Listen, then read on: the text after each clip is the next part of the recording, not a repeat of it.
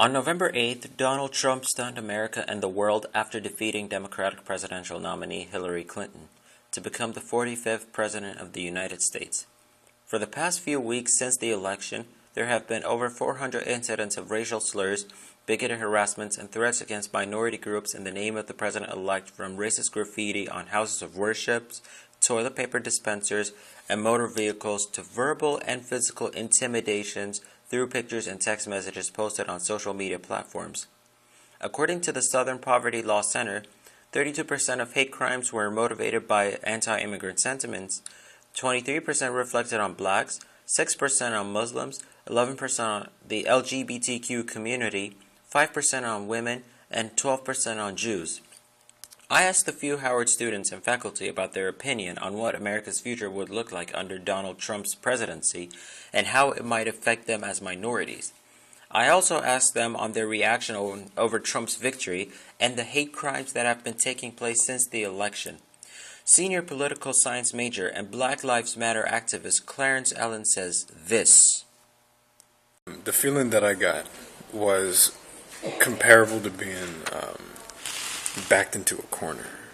It's a claustrophobic feeling, really. The racism, fascism, Islamophobia, xenophobia, sexism that we're seeing out of this candidate were expected, especially because of the way that his candidacy has been playing out. But to actually watch him achieve the highest political position in our land with no experience as a politician at all. This was his first job in politics. And he's one of the most powerful individuals on earth right now. The feeling was fear. Claustrophobia and fear. I worry. Junior public relations major Jose Amador Medina hoped that Hillary Clinton would win the election, but it turned out to be the opposite. Medina's response? Well, I think that initially it was a sensation of disbelief. I remember watching the election and watching the continuous updates as far as, electoral votes, and kind of thinking that eventually Hillary would come on top. I actually fell asleep thinking I'll wake up and everything's going to be fine. So when I woke up and I saw the verdict, it was very surreal, and I think that I had a sentiment of genuine sadness for what the outcome eventually was. As for the hate crimes? I think that it's a reflection of the tamed hate that this country had for so many years. I think that Trump's campaign spoke to people with a nostalgic sentiment towards the prejudice that this country has always, exuded, and now it's being illustrated, and it's being, I guess you can say visible, and now it's visible with the hate crimes that are occurring. So it's not something that's new, it's just something that was tamed, I feel. In his first televised interview since the election, the president-elect told some of his supporters to stop harassing minorities, but some doubt that he would do little to protect minority groups from facing attacks.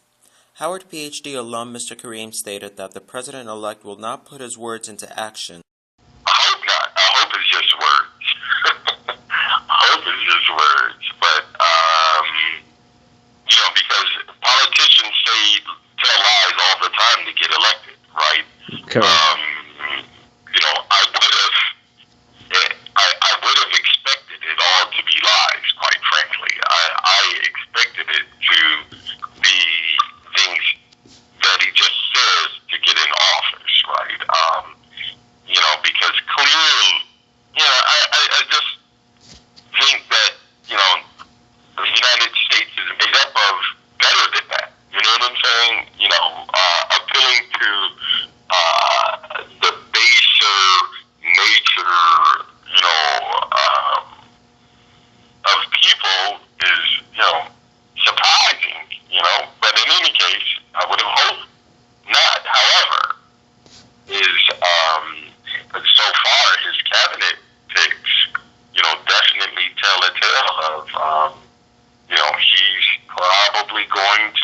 make good on some of the divisive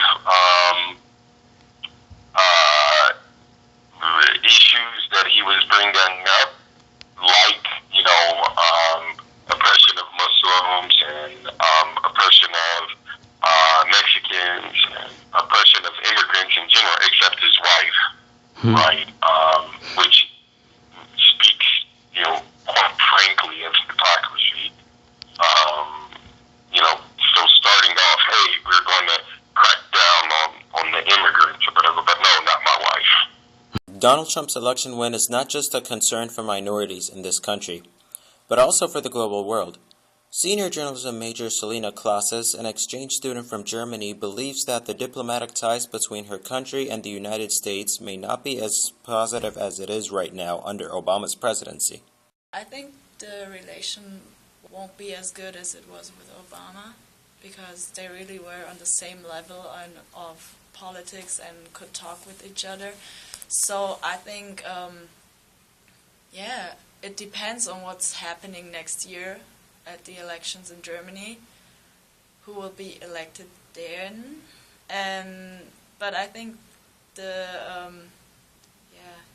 relation won't be as good as it is now. So. After his victory, Trump spoke before hundreds of cheering supporters, stating that he will become the president for all Americans.